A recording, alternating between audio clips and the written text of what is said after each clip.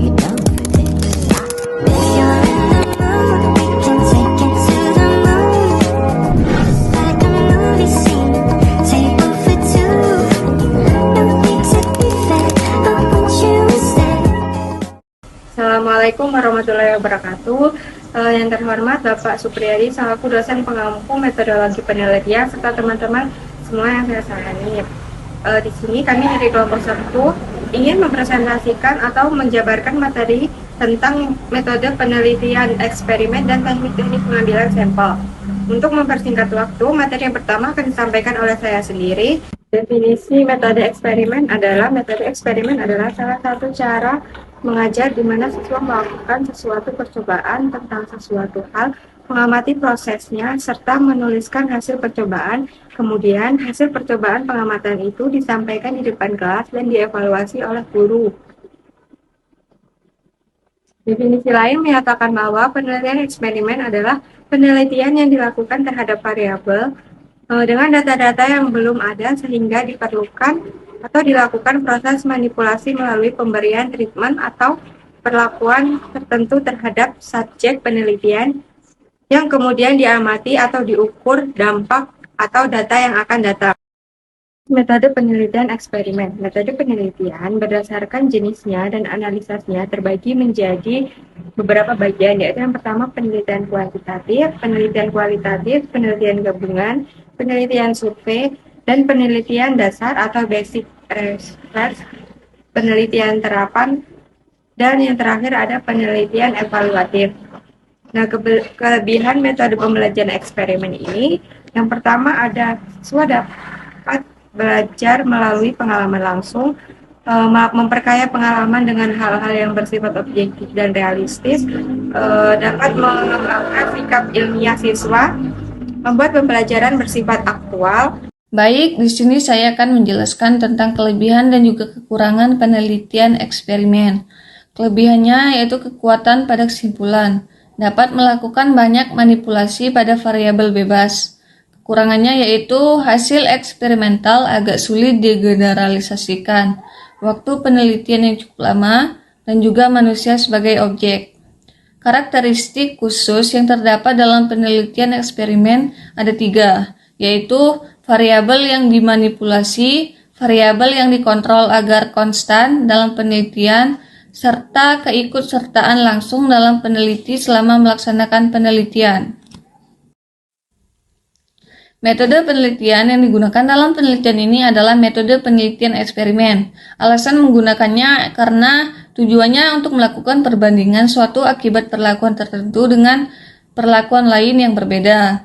Metode pembelajaran demonstrasi dan juga metode demonstrasi eksperimen merupakan metode mengajar yang sangat efektif sebab dapat membantu para siswa untuk mencari jawaban dengan usaha sendiri berdasarkan fakta yang benar.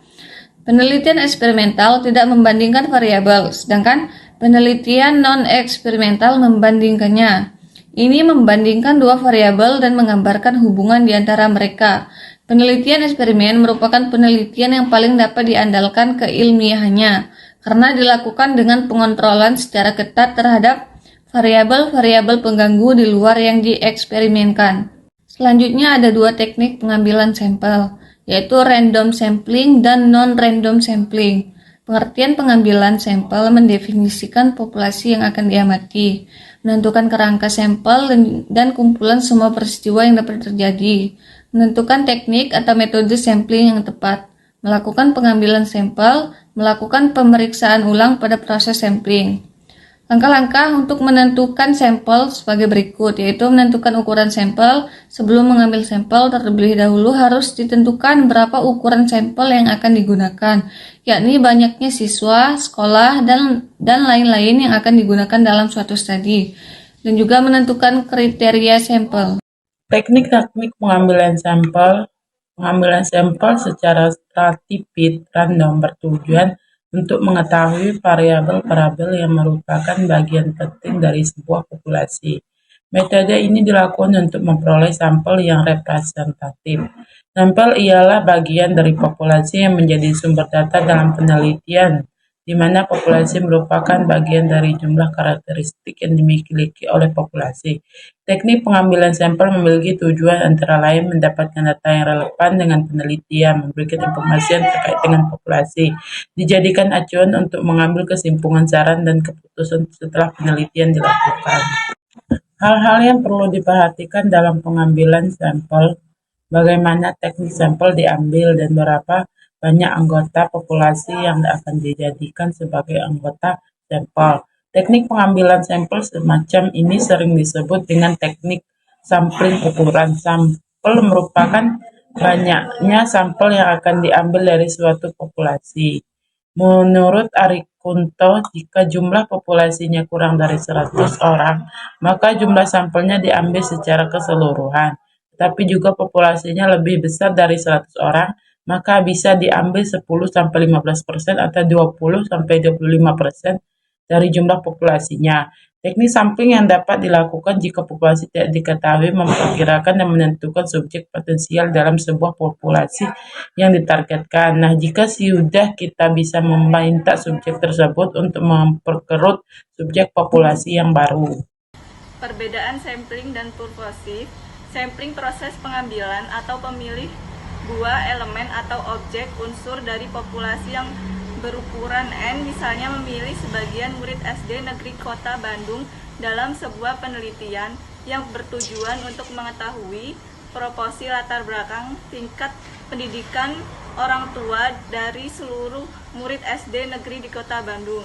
Purposive sampling adalah teknik penentuan sampel dengan mempertimbangkan tertentu dalam Sugiono alasan menggunakan teknik purposive sampling ini karena sesuai untuk digunakan untuk penelitian kuantitatif. Pengambilan sampel kuantitatif dibedakan menjadi dua macam, yaitu sampel acak atau random sampling atau probability sampling, dan sampel tidak acak atau non-random sampling atau non-probability sampling. Teknik pengambilan sampel sangatlah diperlukan dalam sebuah penelitian, karena hal ini digunakan untuk menentukan siapa saja anggota dari populasi yang hendak dijadikan sampel. Salah satu metode yang paling umum digunakan adalah random sampling. Metode random sampling merupakan salah satu metode pengumpulan data yang paling populer dan sederhana di bidang penelitian. Snowball sampling merupakan teknik pengambilan sampel di mana sampel tersebut mengikuti pihak atau anjuran dari responden yang ada. Berikutnya, sampel adalah bagian dari populasi. Arikunto mendefinisikan bahwa sampel merupakan wakil dari keseluruhan populasi yang diteliti. Sampel diperlukan karena seorang peneliti tidak dapat meneliti populasi secara menyeluruh karena besarnya dan maupun waktu yang diperlukan. Sampel akan diambil sebagai objek dari pengamatan lantaran dianggap dapat mewakili sebuah populasi yang ada. Hasil riset yang dari sebuah sampel ini maka akan memunculkan kesimpulannya. Kemudian kesimpulan ini akan dipakai untuk memastikan kesimpulan dari populasi. Tidak semua unsur atau elemen populasi mempunyai kesempatan sama untuk bisa dipilih menjadi sampel. Menurut Sugiono, non-probability sampling adalah teknik yang tidak memberi peluang atau kesempatan yang sama bagi setiap unsur atau anggota populasi untuk dipilih menjadi sami sampel. Bila jumlah populasi dipandang terlalu besar dengan maksud untuk menghemat waktu, biaya, dan tenaga, maka peneliti tidak meneliti seluruh anggota populasi, melainkan akan menggunakan sampel. Dengan kata lain, sampel yang diambil secara sembarangan tanpa memperhatikan aturan dan tujuan dari penelitian itu sendiri tidak akan berhasil memberikan gambaran menyeluruh dari populasi.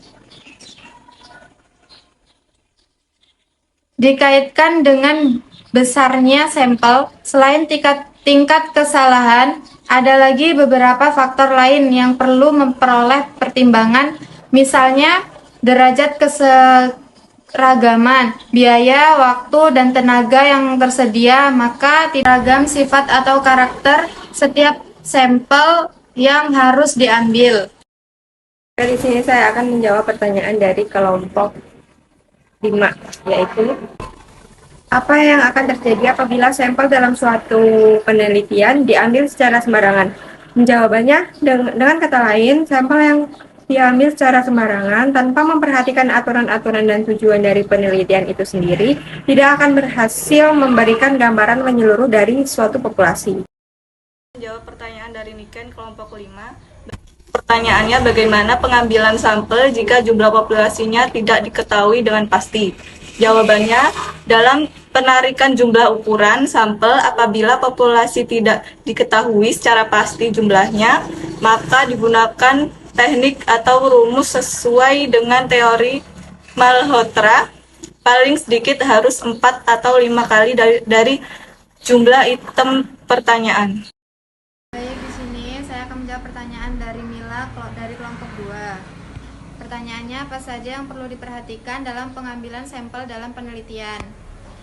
Hal yang perlu diperhatikan dalam pengambilan sampel adalah bagaimana teknik sampel diambil dengan beberapa banyak anggota populasi yang akan dijadikan sebagai anggota sampel.